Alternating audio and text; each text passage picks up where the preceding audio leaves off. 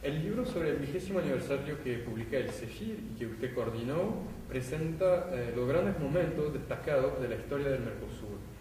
¿Nos puede explicar cuáles son estas grandes etapas según los contextos nacionales e internacionales? Bueno, toda periodificación responde a un criterio.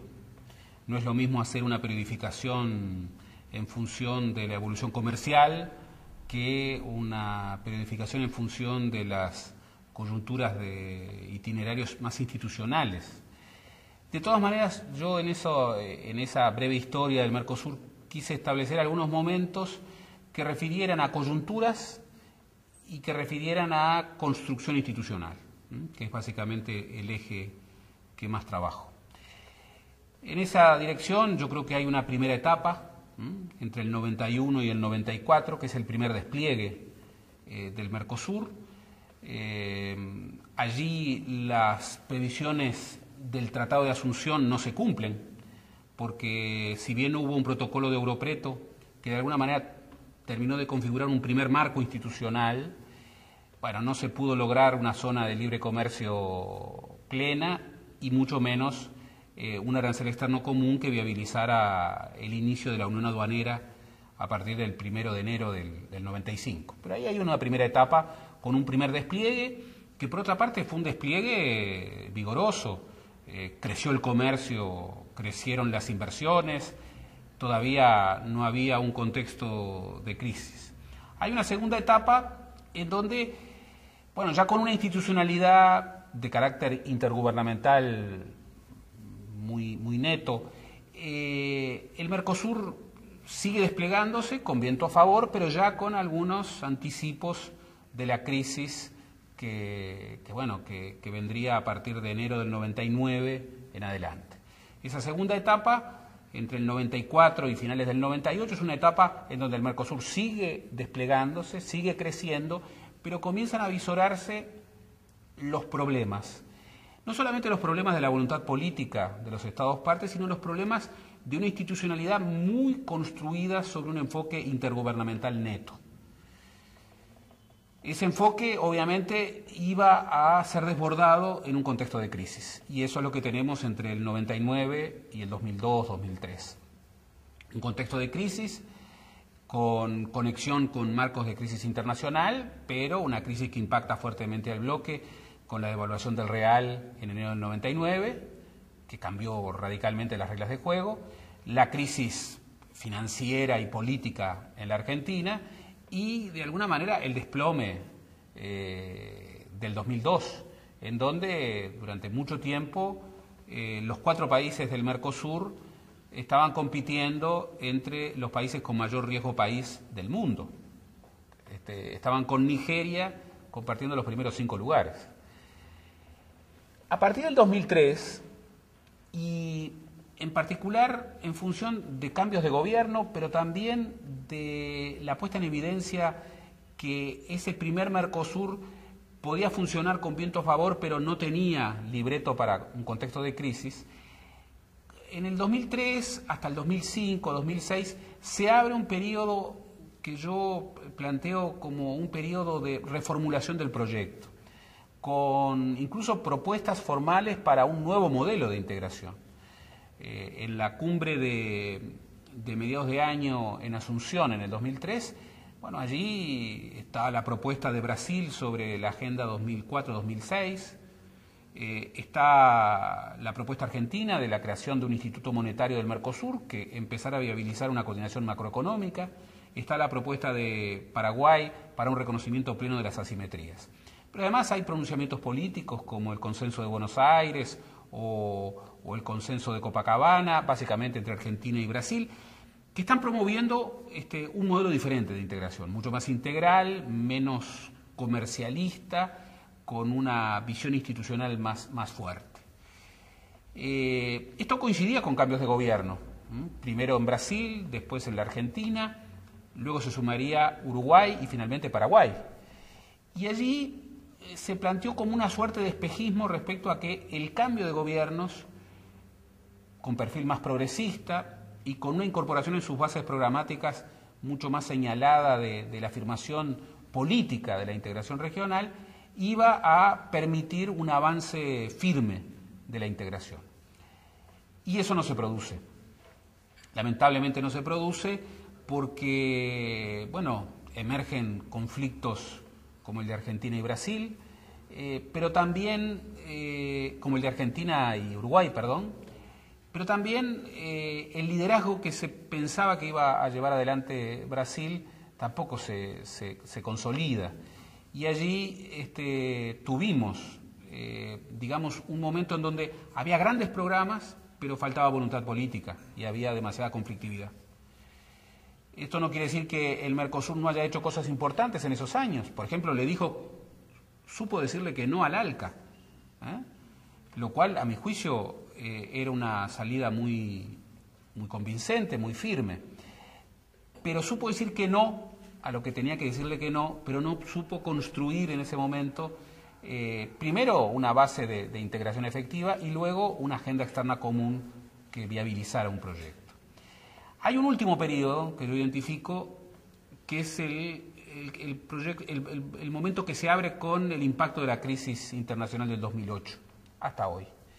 Y yo creo que en este contexto encontramos a un Mercosur que responde a la crisis con mucho más vigor del esperado, un Mercosur que, como en general toda América del Sur, se afirma frente a la crisis con fortalezas inéditas, y un Mercosur que comienza poco a poco a consolidar, tal vez de manera más pragmática, pero más firme, un programa común. Y ese es el contexto en el que estamos. Una coyuntura favorable. La región hace 7, 8 años que crece en forma ininterrumpida, pero crece en función de un contexto favorable de las commodities. Con lo cual ahí hay un desafío de cómo se crece. El desarrollo no viene a través de la exportación de commodities. El desarrollo viene a través del agregar valor. Y si nosotros queremos hacer firme la ecuación integración es igual desarrollo, tenemos que afirmar, bueno, que como bloque tenemos que mejorar la calidad de nuestro comercio exterior, tenemos que actuar como bloque en los escenarios multilaterales, tenemos que configurar de alguna manera un bloque hacia adentro y hacia afuera. El Mercosur hoy está, bueno, nuevamente negociando la posibilidad de un acuerdo comercial de nuevo tipo con la Unión Europea. El Mercosur en el año 2010 avanzó resolviendo en principio algunos problemas que no había podido resolver anteriormente, el doble cobro del arancel externo común o la construcción de un código aduanero, incluso algunas creaciones institucionales en la perspectiva de afirmar un regionalismo, como la creación del alto representante del Mercosur. Son todos elementos auspiciosos. Pero yo terminaría diciendo que estos 20 años del Mercosur nos encuentra con una coyuntura favorable, pero muy exigente. Y nosotros en América del Sur y en el Mercosur muchas veces las coyunturas favorables las usamos para dormir, y el Mercosur no tiene tiempo para dormir. El Mercosur tiene que sincerarse, tiene que afirmar sus objetivos en términos de proyecto histórico, y para eso tiene que afirmar una voluntad política muy clara, aprovechando esta coyuntura favorable, pero aprovechándola en serio. ¿Qué elemento de la coyuntura actual afirma la hipótesis de una profundización efectiva que no se quede en la declaración, que vaya a fondo? Bueno, yo estoy convencido de eso. Yo creo que la coyuntura es favorable para una profundización de la integración. Pero también estoy convencido de que para afirmar un proyecto de profundización de la integración, el Mercosur necesita un sinceramiento. Y para eso necesita una voluntad política reafirmada. ¿Cuáles elementos de la coyuntura me llevan a tener esa convicción? Bueno, en primer lugar, nosotros estamos en un contexto internacional en donde hay una crisis muy fuerte que está impactando marcadamente algunas zonas, la Unión Europea en particular, pero también otras regiones, los propios Estados Unidos, y que encuentran a América del Sur con fortalezas inéditas, como decíamos.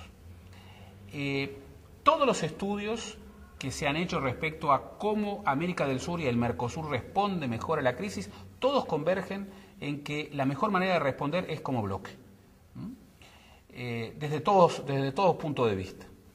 El contexto de crisis es un elemento para firmar el bloque, pero hay otros elementos. Tenemos un contexto de rebalance del poder internacional, en donde el gran dinamismo económico global emerge de Asia-Pacífico y particularmente de China.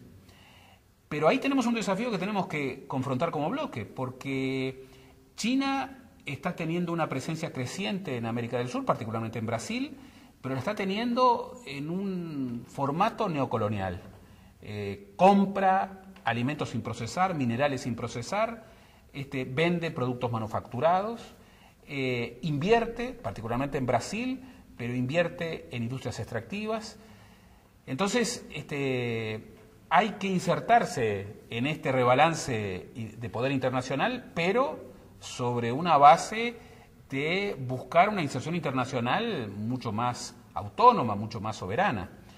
Y yo creo que hay muchos elementos que prueban que la mejor manera de negociar en este contexto internacional de rebalance de poder es como bloque, y que esto incluso sirve hasta para Brasil.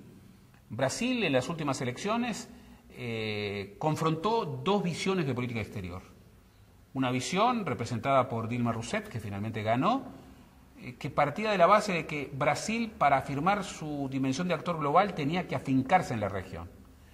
Y la postura de José Serra, contraria, en relación a que Brasil, para afirmarse como actor global, tenía que desatarse de la región. Obviamente Dilma no solo ganó por esto, pero también ganó por esto, porque en el momento en que José Serra afirma esto en medio de la campaña, el electorado, a través de mediciones de opinión pública, reafirmó un proyecto integracionista. Entonces, si Brasil, que es uno de los grandes estados emergentes en este nuevo contexto, está necesitado de afirmar su afincamiento regional, bueno, ni que hablar que para pelear un mejor lugar en este contexto de cambio con tantas incertidumbres, Argentina lo necesita y mucho más Paraguay y Uruguay lo necesitan. Solo que, y esto es el tercer elemento, hay muchos motivos para apostar a la región en muchas áreas. Por ejemplo, tenemos problemas energéticos y sin embargo la represa de Itaipú tiene capacidad ociosa de producción energética. Ahí lo que se necesita es más integración. Este no es solamente un problema bilateral entre Brasil y Paraguay. Es un problema que debiera integrar las demandas de mayor energía de Uruguay, de Argentina. Tenemos políticas públicas que ya no pueden ser nacionales y que tienen una demanda de urgencia, las políticas de sustentabilidad medioambiental.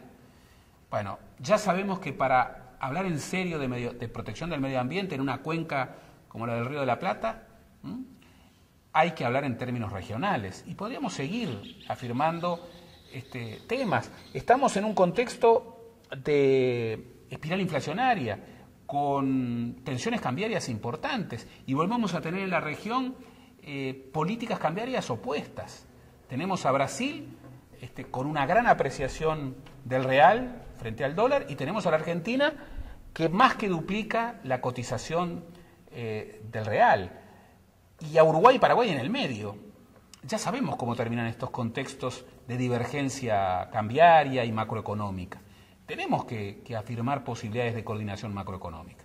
Entonces, tenemos una coyuntura que en función de múltiples elementos afirma para todos, incluso para Brasil, la idea de que nuestra mejor respuesta y nuestros mejores desempeños se logran consolidando el bloque. Pero tenemos la exigencia inexcusable de hacerlo en serio, de no hacerlo discursivamente. Si no asumimos la exigencia de esta coyuntura, bueno, es posible que volvamos a tener contextos de crisis. Estamos viviendo una bonanza muy fuerte, pero todos sabemos que la bonanza sustentada en venta de commodities de países que son tomadores de precios y tomadores de reglas y que no configuran un bloque como para poder pelear mejor su lugar en el contexto internacional, dependen de otros. Y pensar de que la bonanza es eterna, bueno, ha sido una pésima opción en el pasado para nuestros países. Una de las prioridades del Mercosur en los últimos años ha sido de consolidar la integración productiva a nivel de cadenas de valor regionales. ¿Nos puede presentar este concepto y para dónde va? El concepto de complementación productiva es un concepto que ya se está realizando en los hechos a nivel de las grandes empresas. Las grandes empresas hacen en contextos regionales complementación productiva. Hay múltiples ejemplos. El problema es que nuestras economías, en un porcentaje muy grande, están formadas por pequeñas y medianas empresas. Cerca del 98-99%, por ejemplo, de las empresas uruguayas son pequeñas y medianas empresas. Pero además producen el 73% de la mano de obra. Entonces, son economías en donde la lógica empresarial básicamente es de pequeñas y medianas empresas. Y el trabajo la generan las pequeñas y medianas empresas. Entonces, cuando se piensa en términos de complementación productiva con incentivos de los estados en el Mercosur, se tiene que pensar fundamentalmente para aquellas empresas a las que les cuesta mucho ingresar en cadenas de valor que trasciendan el país. Y esas son las pequeñas y medianas empresas. Por eso, cuando hablamos de complementación productiva Mercosur, estamos hablando sobre todo de fondos, no exclusivamente, pero sobre todo, estamos hablando de fondos y de incentivos y de políticas convergentes para afirmar el mayor número de nuestras empresas en los estados nacionales, que son pequeñas y medianas empresas, y aquellas empresas que son las que generan el núcleo fundamental del trabajo. Por sí solas, las pequeñas y medianas empresas no van a saltar a cadenas de valor. Y si no saltan a cadenas de valor, sus posibilidades de crecimiento se reducen, sobre todo cuando las grandes empresas transnacionales están instaladas en cadenas de valor que no son nacionales. Entonces, el Mercosur allí tiene un horizonte, y un horizonte de oportunidades, y un horizonte con muchas posibilidades económicas. El Mercosur llegó a tener un 25% del comercio intrarregional en las etapas de mayor nivel. Hoy está en un 17-18%. Es un porcentaje todavía pequeño, pero si nosotros vemos a dónde van los productos con alta o media tecnología de nuestras economías, van a la región, no solamente al Mercosur, sino a Sudamérica. Entonces, si juntamos todos estos elementos, parece imperioso que la complementación productiva, básicamente de pequeñas y medianas empresas, es un elemento fundamental de un modelo de desarrollo alternativo, ¿no? Entonces allí el Mercosur tiene un tema inexcusable. Usted mencionó ya algunas políticas públicas, la cuestión de la energía o del medio ambiente. ¿Cuáles son las grandes políticas públicas ahora desarrolladas por el Mercosur? Bueno, en realidad tenemos una agenda pendiente, porque hay políticas públicas regionales que deberían consolidarse mucho. Ya hablamos de energía. Para Uruguay, por ejemplo, hablar de energía es hablar de la región. El Uruguay no puede autosustentarse plenamente. Pero aún países que pueden hacerlo, como Brasil o como Paraguay, necesitan a la región para que la posibilidad de vender energía, la posibilidad de generar conectividad energética, les permita afirmar un desarrollo diferente. La potencialidad que tienen, por ejemplo, Itaipú o Yacyretá, u otros emprendimientos que se podrían hacer a nivel de la región para generar energía, son enormes y desbordarían, por cierto, el Mercosur. Pero hablamos de energía, hablamos de sustentabilidad medioambiental, hablamos de complementación productiva. Podríamos hablar, por ejemplo, de políticas de convergencia en temas de innovación, ciencia y tecnología. Podríamos hablar de políticas migratorias. Ya estos temas están hablando de una región que se mueve. En la Argentina tenemos 1 millón de paraguayos. Tenemos millones de latinoamericanos. Es es muy posible que en el contexto migratorio mundial los fenómenos migratorios en el Mercosur y en Sudamérica, lejos de descender, se consoliden. Entonces, es obvio que si estamos defendiendo enfoques sociales alternativos, tenemos que hacer converger nuestras políticas migratorias. Con situaciones tan distintas como la situación de un país con una natalidad tan baja y con un envejecimiento poblacional tan alto, como es el caso de Uruguay, y países tan jóvenes como Paraguay, o países continente como Brasil. Podríamos seguir dando ejemplos, pero todo eso convergería respecto a la necesidad de asumir que hay políticas públicas absolutamente imprescindibles para los nuevos modelos de desarrollo que tienen que tener por lo menos una proyección regional. No quiere decir que desaparezcan los estados nacionales, nadie está planteando eso. Lo que sí quiere decir es que la potencialidad de políticas públicas nacionales tiene que alcanzar una dimensión regional, incluso para ser efectiva adentro de fronteras. ¿Cuál es su mirada sobre la última cumbre de San Juan y lo resuelto en la cumbre de San Juan, concretamente la eliminación del doble cobro, el código aduanero? ¿En qué medida esta cumbre de San Juan fue un momento importante en la construcción del Mercosur? Bueno, fue un elemento importante, entre otras cosas porque afirmó la voluntad política de avanzar. Ahí nosotros teníamos en agenda dos temas sobre los que no se había logrado acuerdo.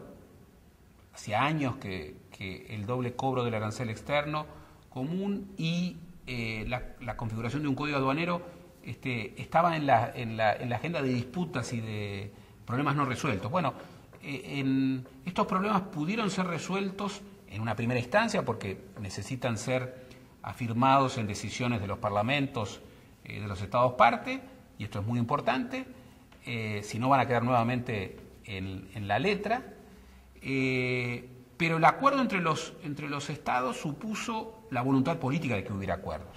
Pero además, la cumbre del 2010, las dos cumbres, la cumbre de San Juan y la cumbre de Foz, de alguna manera parecieron articular, engranar con las demandas de un bloque que reactivaba su agenda externa común. Y aquí estoy hablando concretamente de las negociaciones relanzadas en la cumbre de mayo en Madrid, las negociaciones Unión Europea-Mercosur. Si el Mercosur no resolvía o no resuelve en serio el doble cobro del arancel externo común o el código aduanero, no puede negociar en serio como bloque frente a ningún bloque. Entonces, dos temas que aparentemente no forman parte del mismo asunto, forman parte del mismo asunto. Un Mercosur que se reactiva en la agenda externa común es un Mercosur que tiene que resolver con otros ritmos y con otros niveles de compromiso político sus temas pendientes. Bueno, podemos seguir sobre este asunto de cuál es su mirada sobre estas negociaciones Unión Europea.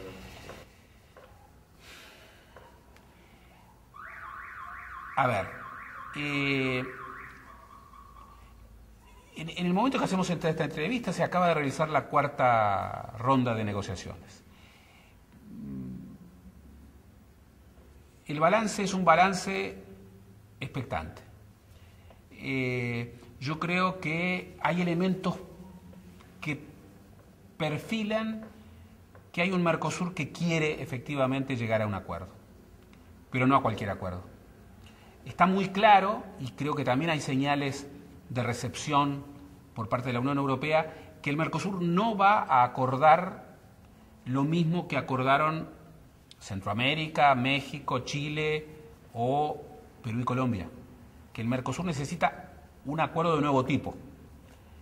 Ese acuerdo de nuevo tipo implica un tratamiento diferente de los temas de la agenda OMC+, propiedad intelectual, compras gubernamentales, normas de competitividad, servicios. Sobre esto han habido avances, pero también necesita una síntesis de balance entre la oferta sensible, que para la Unión Europea tiene que ver con el acceso al mercado de productos manufacturados en la región, y en los temas sensibles del Mercosur que tienen que ver con el mercado agrícola europeo.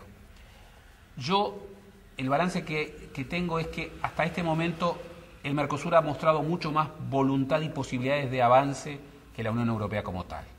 Entre otras cosas porque veo más unido al Mercosur como bloque que a la Unión Europea. He sabido que en la Unión Europea hay quienes están a favor y que hay quienes están en contra de las posibilidades del acuerdo. Y hay lobbies agrícolas liderados por Francia que obviamente han planteado su recelo frente a la crisis, frente al acuerdo. A mi juicio, este es un acuerdo necesario para las dos partes y por eso tal vez habría que pensar que un acuerdo más modesto, con menos ambiciones, es mucho mejor que el no acuerdo. Creo que el no acuerdo hiere mucho la agenda de vínculos entre la Unión Europea y el Mercosur, pero además genera una situación muy complicada. Creo que también están empezando las elecciones nacionales. Nosotros este año tenemos elecciones nacionales en Argentina y tenemos elecciones nacionales en Francia. No puedo tener un pronóstico firme, sí puedo tener un deseo firme. El deseo es que la Unión Europea y el Mercosur lleguen a un acuerdo, que sea un acuerdo aceptable para las dos partes, por eso tiene que ser un acuerdo de nuevo tipo. Tal vez tenga que ser un acuerdo más modesto, pero estoy absolutamente convencido de que el acuerdo modesto es mucho mejor que el no acuerdo. Presumo que si estas negociaciones tienen alguna oportunidad, esta oportunidad es el 2012. No preveo un acuerdo en el 2011. Pero si hacia finales del 2011 hay posibilidades de un intercambio de ofertas realista, creo que estaríamos cerca. El tema es si hay posibilidades de un intercambio de ofertas razonable. ¿En qué medida el poder económico creciente de China en la región, que hablamos antes, ejerce una influencia indirecta sobre esas negociaciones? Bueno, esto es un tema absolutamente relevante. Asia-Pacífico, pero sobre todo China, es el gran factor de dinamismo en las economías sudamericanas. Y si uno ve la relación comercial, es una relación de venta de materias primas y de compra de productos manufacturados por parte de los países sudamericanos. Particularmente es muy impactante la evolución de las relaciones comerciales entre China y Brasil en los últimos 2 años, que afirman esta idea muy marcada de una primarización creciente de las exportaciones brasileñas, sobre todo a partir de un país como Brasil que ha mantenido un perfil industrial vigoroso, pero que está creciendo a tasas muy relevantes, vendiendo materias primas, alimentos sin procesar en muchos casos y minerales sin procesar. Aquí creo que el Mercosur tiene que también actuar como bloque buscando acuerdos razonables en este nuevo marco de relaciones con China. No veo con ojos demasiado positivos un enfoque comercial en donde el crecimiento se dé simplemente a partir de la venta de commodities. Sin embargo, este peso masivo de China en la región, que se ve a nivel de lo que China compra en la región, pero también se ve, y de manera muy creciente en Brasil, a partir de lo que China invierte. Las inversiones chinas en los últimos 2-3 años en Brasil han sido exponenciales, solo que se han derivado básicamente hacia industrias extractivas. Todo esto, obviamente, que genera un desafío. Lo genera para la región, pero también lo genera para otros interlocutores de la región. Si China se configura como el principal socio de la región, bueno, esto es un elemento de peso para la Unión Europea. Siempre se dijo que la Unión Europea en su negociación con el Mercosur triangulaba con Estados Unidos. Bueno, hoy Estados Unidos demuestra poco interés en la región, salvo en Brasil. Pero además hay limitaciones grandes a nivel de la agenda interna norteamericana en la perspectiva de una negociación comercial con el Mercosur. No está planteado, no hay posibilidades. Sin embargo, la dinamización de las economías por parte de las compras chinas, obviamente que están compitiendo por el mismo mercado con la Unión Europea. El Mercosur es un mercado irrelevante para la Unión Europea, pero puede llegar a ser importante.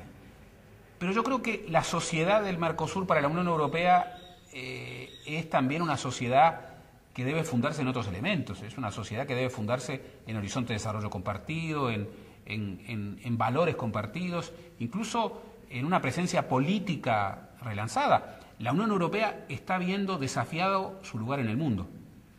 Tiene que buscar socios. Por muchos motivos, la sociedad con el Mercosur es una sociedad razonable para la Unión Europea. Pero si en el Mercosur el dinamismo fundamental en materia económica proviene de China, la Unión Europea va a tener problemas para reubicar sus negociaciones con la región si no las asume con la urgencia que demanda la coyuntura. Vamos a volver un poco más sobre la integración interna, digamos, del Mercosur.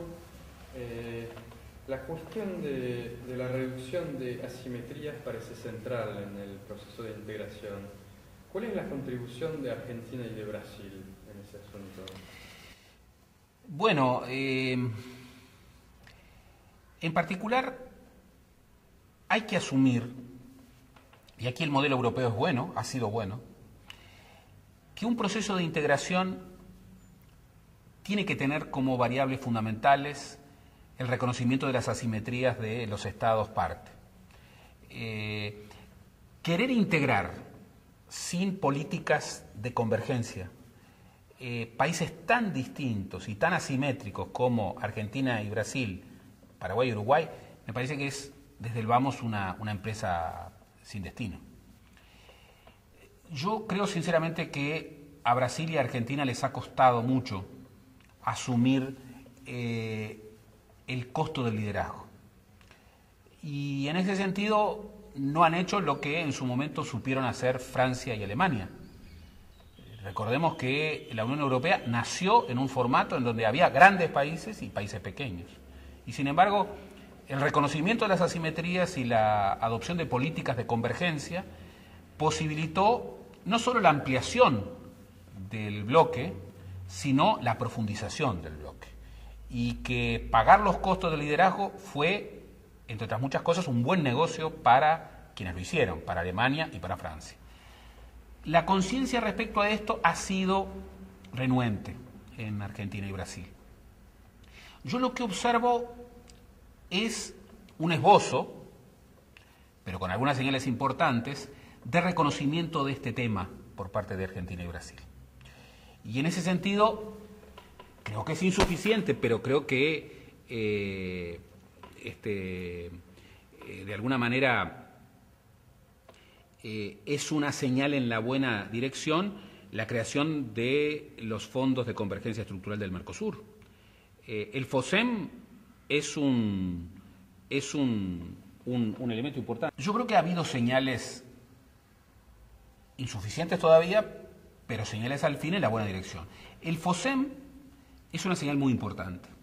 Es muy importante, en primer lugar, por la filosofía, que es la filosofía del reconocimiento de las asimetrías, de una participación mucho más importante en el financiamiento de Argentina y Brasil y una participación mucho más importante en el aprovechamiento de los pequeños. Esto es muy importante para Paraguay y Uruguay. Hoy estamos hablando de un fondo de $800 millones. Para Paraguay no es ese dinero, sino una parte de ese dinero significaría la solución de su conectividad energética y las posibilidades de que Mercosur pudiera beneficiarse de la potencialidad energética que tiene Paraguay. el FOSEM puede generar el sustento para infraestructura básica que Paraguay y Uruguay necesitan y para las cuales tienen financiamiento complicado. Uno podría decir, bueno, pero es muy poco en una lógica de desarrollo ese monto. Primero no es tan poco, pero después, bueno, si no viene por el FOSEM, ¿por dónde viene? Y bueno, va a venir por lógicas de empresas transnacionales, que pueden ser correctas, pero que obviamente van a tener otros niveles de complementariedad. Entonces yo lo que digo es, el FOSEM es una apuesta en la buena dirección, hay que potenciarlo mucho más, pero hay que seguir en esa dirección.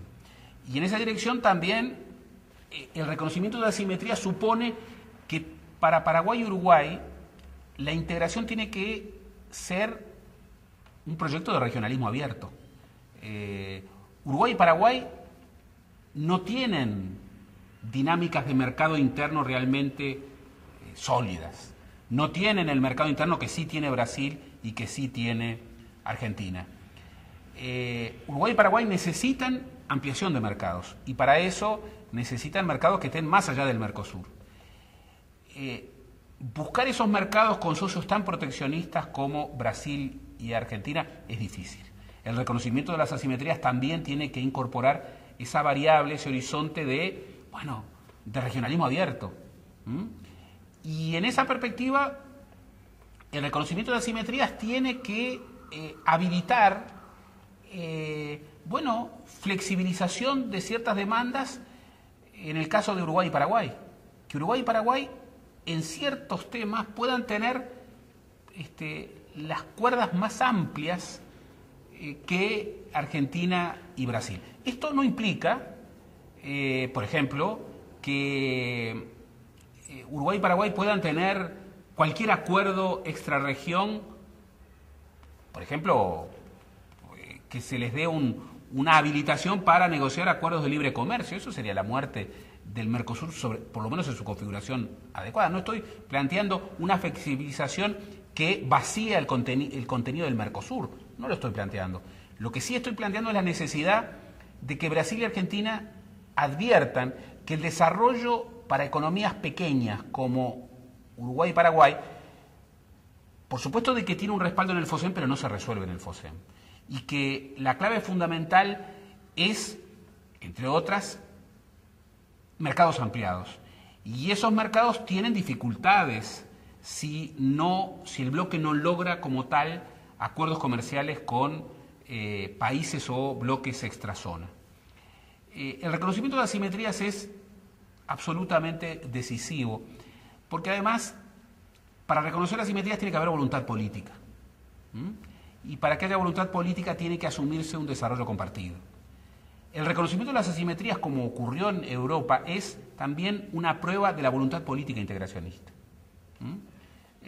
Alemania y Francia, cuando asumieron los costos de la integración para los países que la lideraban, advertían de que ese era un camino irreversible.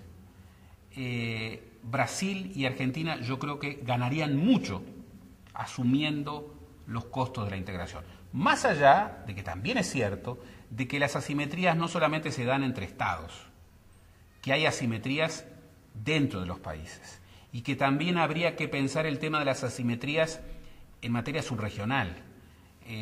Como Mercosur tenemos que pensar qué significa el Mercosur para el no argentino o para el nordeste brasileño, o para el interior paraguayo o para el norte uruguayo.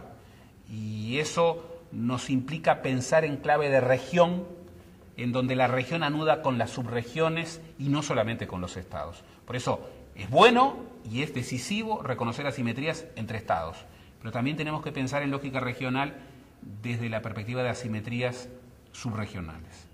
¿Es más rentable para Paraguay y Uruguay estar adentro del bloque que estar fuera? Yo no tengo dudas de ello. Por más en el discurso que en la práctica, hay muchos que en Uruguay y Paraguay sostienen que Uruguay y Paraguay ganarían mucho saliéndose del Mercosur o teniendo con el Mercosur una relación de flexibilización neta, que los habilitara, por ejemplo, a establecer acuerdos de libre comercio con Estados Unidos cuando hubo esa posibilidad, o no está planteada esa posibilidad, o con la Unión Europea. Yo sigo pensando que es mejor negociar como bloque y sigo pensando que Uruguay y Paraguay tienen razones sobradas para seguir apostando a la región y sobre todo para llevar adelante políticas que nunca vayan contra la región. Pero también quiero advertir que quienes en Uruguay y Paraguay hemos defendido los procesos integracionistas, muchas veces hemos tenido mucho viento en contra porque Brasil y Argentina, no hacían fáciles las coyunturas. Doy un ejemplo muy concreto. Uruguay en la pasada administración del presidente Vázquez tuvo en el 2006 una posibilidad cierta de firmar un acuerdo de libre comercio con los Estados Unidos. Era un tratado sustentado en motivos absolutamente políticos. ¿Qué puede significar una economía como Uruguay para los Estados Unidos? Era una cuña dentro del Mercosur. Pero parecía la tormenta perfecta porque Uruguay estaba gobernado por un gobierno con mayorías legislativas y un gobierno de izquierda.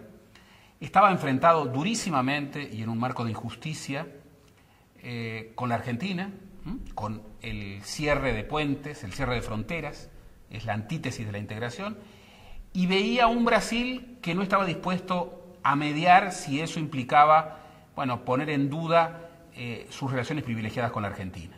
Entonces todo parecía dado para que hubiera una racionalidad que dijera, finalmente puede ser un buen negocio o un mejor negocio para Uruguay tener un vínculo directo con Estados Unidos, lo cual hubiera significado tener un vínculo directo con la Unión Europea, a nivel de formatos de tratados de libre comercio. Con otros uruguayos yo defendí una postura contraria. Y me felicito de haberlo hecho porque el tiempo creo que nos ha dado la razón, que el Uruguay, aún en aquellas coyunturas difíciles, tenía muchos más motivos en términos de realismo para apostar a la región y no irse de la región. Pero quiero decir que esta definición integracionista en Uruguay y Paraguay necesitan de compromisos integracionistas vigorosos en Brasil y Argentina. Para aquellos que defendemos la integración en Uruguay y Paraguay, muchas veces actitudes contrarias a los acuerdos de integración por parte de Argentina y de Brasil nos dejan en condiciones muy difíciles para lograr persuadir a nuestras ciudadanías de que la mejor apuesta del interés nacional es apostar por el interés regional. Una de las debilidades del Mercosur, usted lo mencionó, reside en la baja incorporación de las normas aprobadas del Consejo en los sistemas legislativos nacionales.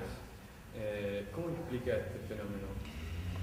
Perdón, pero después la pregunta siguiente es: Uruguay parece ser el país que menos incorpora las normas del Mercosur. Hubo los primeros resultados de investigación sobre esto hace poco, entonces. Yo he trabajado sobre este tema complejo de la internalización de las normas Mercosur dentro de los derechos nacionales. Aquí el Mercosur ha tenido problemas. En realidad hay que incorporar la idea de que este tema de la internalización de normas siempre es complejo en cualquier proceso de integración. O sea, no es sencillo que los acuerdos regionales se incorporen fluidamente en los derechos nacionales. El Mercosur ha tenido problemas agravados, entre otras cosas porque las constituciones de sus estados parte dan señales absolutamente contradictorias en la relación derecho nacional-derecho internacional. Mientras Brasil afirma en su constitución la primacía absoluta del derecho nacional sobre el derecho internacional, Argentina hace lo contrario. Y Uruguay y Paraguay están en situaciones internas. Por otra parte, desde su origen, el Mercosur no apostó a crear nada parecido a lo que pudiera llamarse un derecho comunitario, con lo que los acuerdos de la normativa Mercosur pasaban a incorporarse en una situación litigiosa, en donde había dificultad de solución de controversias, además, pero después había normas cuyo estatuto quedaba en entredicho, lo cual se agravaba por la diferente actitud de los parlamentos nacionales. Yo creo que aquí ha habido dificultades múltiples, muchas de ellas no vinculadas estrictamente a los problemas de institucionalidad de Mercosur, sino a problemas nacionales en la relación Cancillería-Poderes Legislativos. En muchos casos, por ejemplo, las cancillerías sostenían de que no necesitaban aprobación parlamentaria, normas que los parlamentos reivindicaban que sí necesitaban aprobación de los parlamentos nacionales. Sobre este tema, creo que la constitución de un parlamento del Mercosur tiene que jugar un rol fundamental. El Parlamento del Mercosur no es la mera proyección de la Comisión Parlamentaria Conjunta. Es un órgano diferente, que entre otras cosas pasa a establecer un vínculo diferente como foro político regional en términos de la normativa Mercosur. Esto debiera estar empujando hacia una internalización mucho más fluida. Lo cierto es que las propias dificultades que ha tenido el Parlamento del Mercosur para consolidarse han hecho que el tema de la internalización de normas no haya avanzado sustantivamente. En particular en el caso uruguayo, los porcentajes de internalización de normas son complejos. Pero en realidad, si uno ve los acuerdos, va a ver que en muchos casos el Mercosur ha llegado a acuerdos a nivel de sus órganos decisorios que luego no son refrendados. Entonces eso ha generado que muchas de las decisiones Mercosur luego son letra muerta. Hablábamos de la eliminación del doble cobro del arancel externo común o de la configuración del Código Aduanero. Sin embargo, son acuerdos entre poderes ejecutivos. Falta la consolidación de los parlamentos nacionales. Hasta que ello no ocurra, uno siempre tiene el temor que la afirmación de los acuerdos luego no se realice. Hay muchos que sostienen que hay que ir hacia formatos hiperpresidencialistas en donde los acuerdos entre presidentes prácticamente tengan una internalización automática. Yo estoy en contra de esa visión, aun cuando quiero hacer fluida la internalización de normas. ¿Pero por qué estoy en contra? Porque creo que la dimensión parlamentaria de los procesos de integración es absolutamente decisiva. Si nosotros imponemos la incorporación de normas, obviamente no vamos a lograr persuasión integracionista. Entonces, de lo que se trata es que haya efectivamente discusión parlamentaria efectiva a nivel Mercosur y a nivel de los Estados parte. La dimensión parlamentaria es sustantiva para evitar un déficit democrático de los procesos de integración. No tiene que haber internalización automática de lo acordado por los presidentes. Estaríamos generando un desbalance de los estados de derecho nacionales, con grave menoscabo de las democracias. Pero sí tiene que haber una consolidación de voluntad política y de construcción institucional que habilite una internalización mucho más fluida. Sigo pensando que una auténtica consolidación del Parlamento del Mercosur sería un factor muy importante en esa dirección. Pero advierto que el Parlamento del Mercosur ha tenido muchos más problemas de los esperados para consolidarse. ¿Cuáles son las grandes posturas políticas de los principales partidos políticos uruguayos en relación al Mercosur? Bueno, aquí, digamos, el partido gobernante, el Frente Amplio, ha venido profundizando una prédica muy favorable a la integración regional, aunque sin embargo en el gobierno se ha visto en instancias decisivas por lo menos, digamos, orientaciones diferentes. En el 2006, el principal defensor de la posibilidad de un tratado de libre comercio de Uruguay con el Mercosur era el entonces ministro de Economía, Danilo Astori, actual vicepresidente de la República. Astori, con el tiempo, ha reconocido su error en ese momento o ha reconocido que ha cambiado de posición. Sin embargo, en una instancia decisiva, el Frente Amplio se dividió. Recordemos que el entonces presidente Tabaré Vázquez primero estuvo a favor, respaldó esta posibilidad y luego cuando se advirtió, respecto a lo que siempre fue obvio, que Uruguay no iba a negociar a la uruguaya un TLC con los Estados Unidos, sino que simplemente iba a acompañar con su firma el formato clásico, y en particular el formato del último TLC con un país de la región, que era el formato Perú. Cuando se advirtió eso, bueno, Tabaré Vázquez, por diversos motivos, tomó distancia. Esto revela que esta voluntad francamente integracionista del Frente Amplio a nivel del programa, luego a nivel del gobierno ha tenido matices. En el actual gobierno, presidido por José Mujica, la propuesta integracionista parece mucho más sólida, y uno advierte un gobierno que está encolumnado atrás de una apuesta a consolidar el Mercosur como la clave, no única, pero sí la clave fundamental de la inserción internacional del Uruguay. El presidente Mujica lo ha dicho de manera muy efectiva.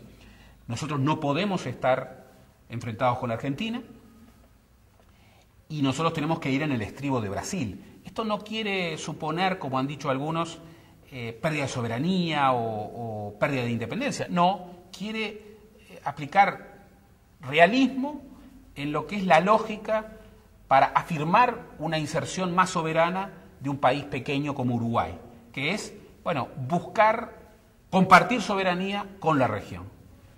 El esquema de soberanía compartida es una noción sobre la que hay que profundizar mucho más. Si han habido estas diferencias adentro del Frente Amplio, que es el partido más prointegracionista, uno puede encontrar que en la oposición, y particularmente en el Partido Nacional, uno advierte énfasis distintos. Allí hay una postura muy nacionalista, con un enfoque, a mi juicio, arcaico, y con un enfoque que trataría de combinar, digamos, una integración meramente comercial.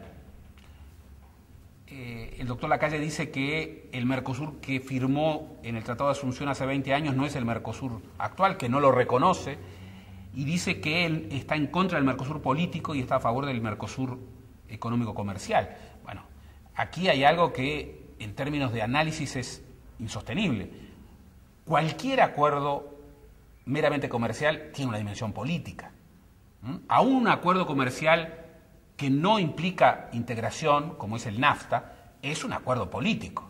Mucho más el Tratado de Asunción, que pese a sus restricciones y pese a sus énfasis, que eran económico-comerciales, tenía una dimensión política inexcusable. Se hablaba de coordinación macroeconómica. Pero más allá de ello, yo creo que ahí hay matices. Una cosa es lo que piensa respecto a estos temas el doctor Lacalle, y otra cosa es lo que piensa el doctor Larrañaga, por ejemplo, que si bien en su momento se manifestó favorable a la posibilidad de un acuerdo de libre comercio con los Estados Unidos, ha tenido siempre una postura más prointegracionista que la del doctor Lacalle. Las posturas absolutamente divergentes respecto al Parlamento del Mercosur del grupo de Alianza Nacional con el grupo del herrerismo revelan dos sensibilidades diferentes respecto al tema de la integración regional. En el Partido Colorado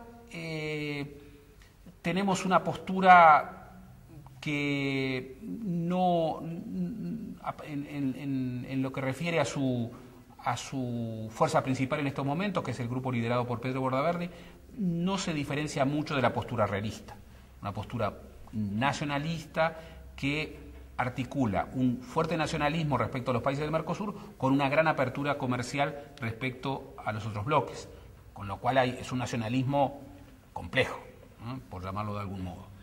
El Partido Independiente, que es un partido más pequeño, tiene un discurso prointegracionista, aun cuando en la coyuntura crítica del 2006 se manifestó favorable, como parte del Frente Amplio, a la posibilidad de un acuerdo de libre comercio. En aquel momento se hablaba de que el Mercosur podía habilitar al Uruguay a firmar un acuerdo de libre comercio. Un Mercosur que habilita a uno de sus países a firmar un acuerdo de libre comercio con Estados Unidos o con Europa, bueno, pasa a ser otra cosa.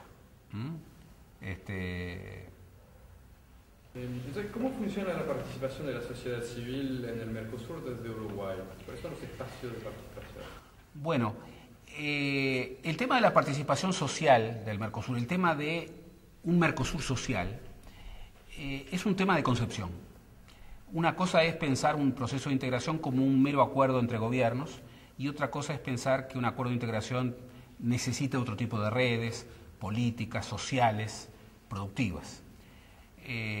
Defender la participación social en un proceso de integración implica una visión mucho más integral de lo que es un proceso de integración. En Uruguay, en primer lugar, se respaldó mucho la acción del Foro Consultivo Económico y Social, en particular con el peso de la representación sindical y también, aunque en menor medida, con el peso de la representación empresarial, pero también con la incorporación del tercer sector. Pero yo creo que la contribución más importante que ha hecho Uruguay en el tema de la participación social como sustento de un proceso integral en el Mercosur ha sido la creación de la plataforma Somos Mercosur. Esto surgió como una propuesta cuando la primera presidencia pro tempore del doctor Vázquez, en el segundo semestre del 2005, la idea de crear una plataforma que tuviera puntos focales en cada uno de los 4 países y que incorporara las redes sociales nacionales para afirmar el sustento de una ciudadanía Mercosur. Y acá hay un elemento muy importante. Somos Mercosur es un Mercosur social que reivindica ciudadanía del Mercosur. O sea que el Mercosur social deviene necesariamente en un Mercosur ciudadano y político. Fue muy importante que los otros estados parte reconocieran y asumieran como propio el proyecto Somos Mercosur. Y desde el 2007 el proyecto Somos Mercosur es un proyecto del Mercosur en su conjunto. Es un proyecto que avanza en forma gradual, hay mucho por hacer, pero que en la última cumbre de Foz ha incorporado un avance más, que es la creación de la unidad de participación social. Todavía está para implementarse de manera efectiva, pero si logra confirmar en la práctica lo que la resolución dice en el texto, estaríamos en presencia de un avance importante de esta dimensión que me parece absolutamente central en cualquier proceso de integración. Samuel Pinheiro Guimarães ha sido designado alto representante del Mercosur después de la cumbre de Foz. ¿En qué medida esta función es distinta de la de presidente de la Comisión de Representantes Permanentes del Mercosur? Decía el señor Álvaro. Está por verse. Si uno lee la resolución de la creación del alto representante del Mercosur con lo que en su momento eran las funciones de la presidencia de la CRPM, las diferencias no son sustantivas. Pero las habilitaciones luego se ven en la práctica.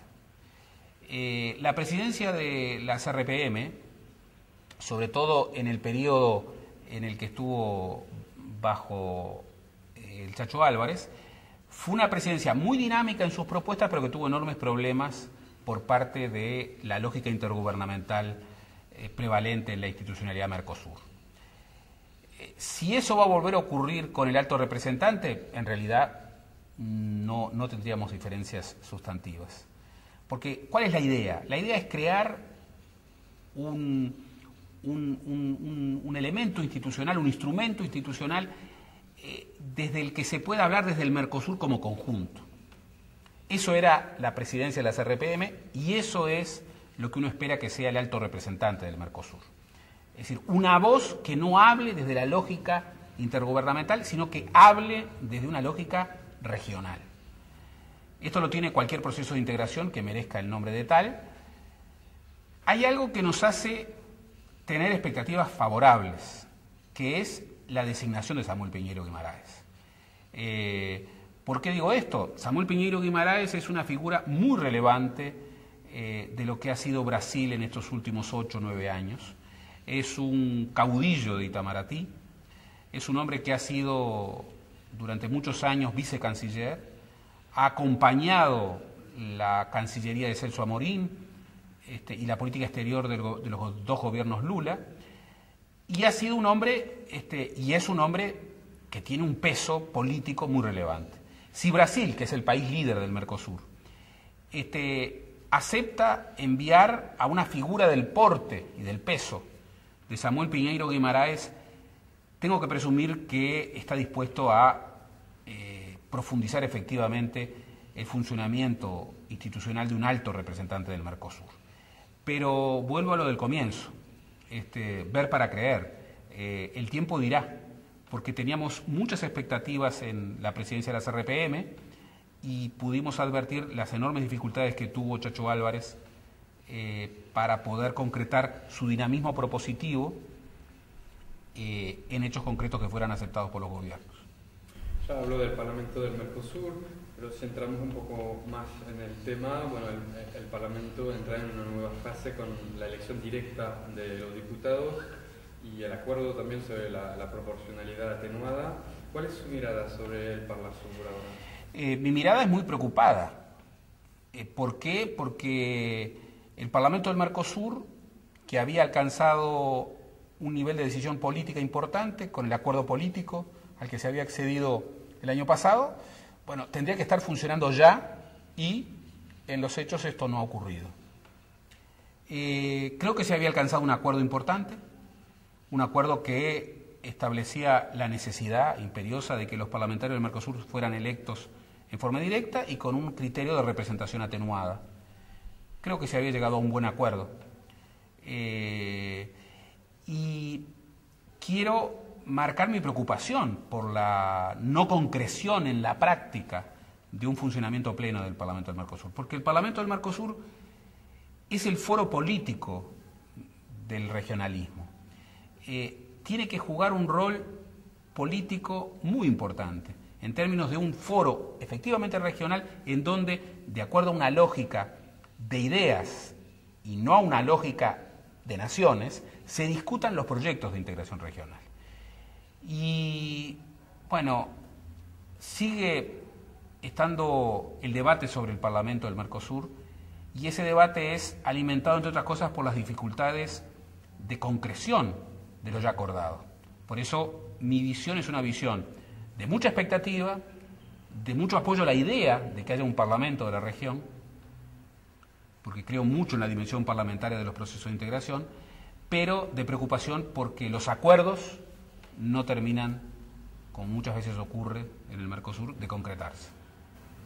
¿Cuáles son las perspectivas en relación a la creación de un Tribunal de Justicia del Mercosur? Otro tema crucial, que está en el Mercosur desde su origen. El Mercosur siempre ha tenido dificultades para la solución de controversias. Y un proceso de integración siempre genera controversias, contenciosos, y tiene que tener escenarios institucionalizados de resolución legítima y ágil. Los tiempos de la integración tienen que ser los tiempos de los actores de la integración. Aquí ha habido empresas que han debido esperar laudos por 5, 6 y 7 años. Bueno, esto hace que los tiempos del arbitraje sean absolutamente desfasados con los tiempos de la integración efectiva. Se avanzó en el protocolo de Olivos, pero hay mucho por hacer. Hay mucho por hacer.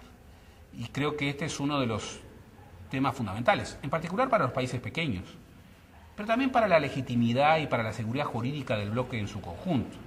Pero el Mercosur, sobre todo en los contextos difíciles, ha generado incumplimiento, perforaciones, y eso siempre afecta mucho más a los países pequeños. Si no se logra un mecanismo de solución de controversias, y para eso hay que ir mucho más a fondo de lo que está previsto en el protocolo de Olivos, difícilmente podamos ir construyendo un bloque regional a la altura de las exigencias. ¿Es necesaria una reforma institucional del Mercosur? Ni que hablar, por lo que he venido señalando. El Mercosur ha ido avanzando en su institucionalidad en términos de agregación aluvional de nuevas instituciones u organismos. Le falta, bueno, en primer lugar, ordenar una institucionalidad que se ha desbordado. Estamos hablando de 200, 300 organismos, muchos de ellos con funciones superpuestas. La inflación institucional debilita la decisión institucional. Lo primero que hay que hacer es ordenar las instituciones. Y yo, aun cuando creo que esto es debatible. Yo creo que ordenar es reducir, reducir y concentrar.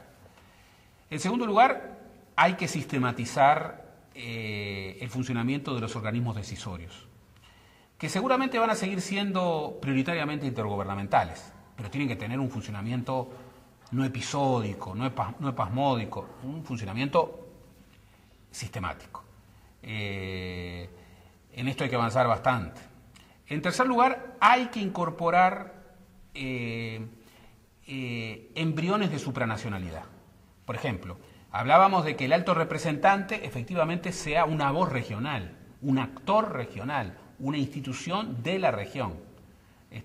Hablábamos de la necesidad de que el Parlamento del Mercosur genere un foro político con una lógica que desborde la dinámica meramente intergubernamental, en donde haya bancadas ideológicas y no meramente bancadas nacionales. Bueno, en esta perspectiva se ha avanzado, pero todavía hay mucho por hacer. Y en último lugar, además de ordenar la institucionalidad con esa reducción y concentración, además de sistematizar el funcionamiento de los organismos decisorios, además de avanzar en los embriones de regionalismo y de supranacionalidad, hay que avanzar en un estatuto del ciudadano del Mercosur. Ciudadanía implica derechos y pertenencia.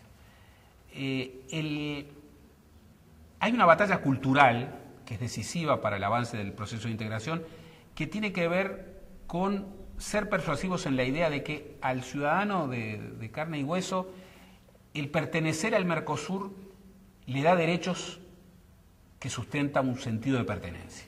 Mientras esto no ocurra, mientras no haya efectivamente una ciudadanía Mercosur, el ciudadano de carne y hueso tiene muchas razones para sentirse ajeno.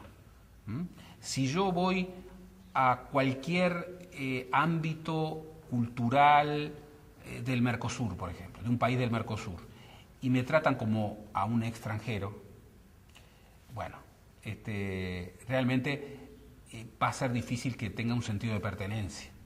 Y esto hay que multiplicarlo por lo que puede sentir un empresario en la frontera, por lo que puede sentir un agente cultural que necesita llevar su producción para muestras. Baja legitimidad democrática. ¿Esa informalidad es algo necesario para avanzar en la integración? No. Una cosa es la necesidad de que las negociaciones tengan un marco de reserva, y otra cosa es la opacidad inherente, la opacidad intrínseca. En el Mercosur, desde el origen, ha habido una gran falta de transparencia. Hay múltiples ejemplos en esta dirección. Nunca se sabe qué se está negociando, quiénes están negociando, no se sabe muchas veces quién finalmente va a pautar la decisión. Doy ejemplos muy concretos. Cuando se creó el Parlamento del Mercosur, entre sus funciones previstas en el estatuto está el establecimiento de un diagnóstico de la región anual. Bueno, los parlamentarios se jugaron a crear ese diagnóstico, que era un diagnóstico muy importante porque lo iba a crear un cuerpo regional, y encontraron que alguna documentación, por ejemplo, a nivel del GMC o de la Comisión de Comercio, no estaba disponible. Bueno, si eso no es opacidad. Otro ejemplo, cuando se creó la Secretaría Técnica, se incorporaron asesoramientos, una de cuyas funciones era crear un informe Mercosur semestral que iba a ser público y que iba a ser un respaldo para la acción de todos los organismos del Mercosur y para su visión pública. Solamente fue público una vez el primer informe y por pocos días, porque de inmediato se estableció una regulación por la cual, para que ese informe pudiera ser público, se necesitaba el consenso de todos los estados parte. Ese consenso nunca se dio, con lo cual uno tiene todo el derecho a pensar que en realidad no hay interés por parte de los estados parte de que ese informe de la Secretaría Técnica sea efectivamente conocido. Es demasiada opacidad. quienes defienden este informalismo sostienen que los estados parte necesitan un nivel de garantía y de reserva para poder negociar acuerdos difíciles. Yo estoy de acuerdo, pero eso no implica la opacidad manifiesta y la falta de transparencia que ha existido y que existe en el funcionamiento cotidiano del Mercosur. Esa voluntad de reserva viene principalmente de las burocracias de las cancillerías de los países.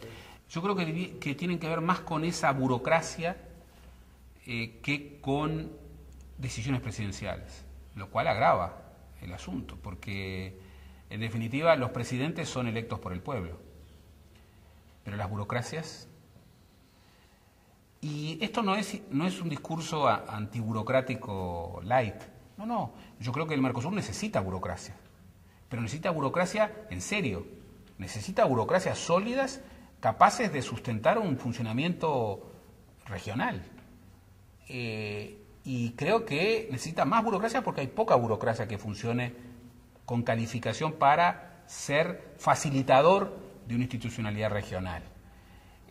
Lo que pasa es que las burocracias que pautan la vida cotidiana del Mercosur han sido formadas desde una lógica nacional, no regional. Entonces casi que, por definición, están jugados a la opacidad. Este Instituto de Políticas Públicas de Derechos Humanos del Mercosur fue creado hace poco, funcionará en el actual espacio de la ESMA, de Espacio por la Memoria en Buenos Aires, antiguamente la ESMA. Hace poco también fue la primera vez que oficinas del Mercosur, en la Secretaría del Mercosur, se utilizaron la sede del Mercosur para juicios por crímenes de lesa humanidad. ¿Cuál es su mirada sobre estos últimos avances en tema de... Muy favorable y con enormes expectativas. Aquí hay una de las razones de ser del Mercosur en una visión integral. En primer lugar, porque las peores violaciones a los derechos humanos en las últimas décadas en la región fueron operativos regionales. La Operación Cóndor fue una operación de integración de los servicios de inteligencia y de los estados y de sus propuestas de terrorismo de Estado, lamentablemente exitosa. Todavía tenemos grandes dificultades en términos de búsqueda de verdad y en términos de trámites judiciales para poder articular los archivos de la represión, algunos de los cuales tienen proyección regional, el archivo del terror, pero también el archivo de la ex-DITPA, el archivo que está ahora en la Comisión Provincial de la Memoria. Bueno, es el archivo más importante para estudiar la Operación Cóndor.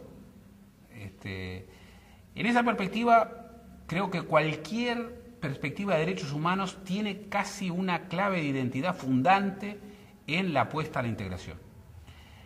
Pero no solamente en relación a la verdad y a la justicia respecto a las violaciones a los derechos humanos cometidos durante la dictadura, que es lo primero que nos viene a la mente cuando hablamos de derechos humanos en una región asolada por la Operación Cóndor y por la práctica del terrorismo de Estado a partir de dictaduras de la seguridad nacional.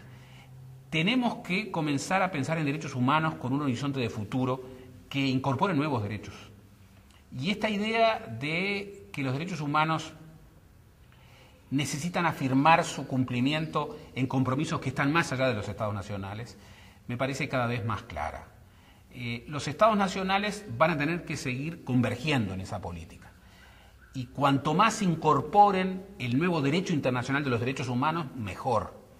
Pero ya sabemos, por la triste experiencia histórica de las últimas décadas, que la mejor manera de afirmar derechos humanos es consolidar la idea de delitos de lesa humanidad y es darles un afincamiento para su defensa y para su promoción que va más allá del Estado nacional y que incorpora dimensiones regionales y multinacionales, multilaterales.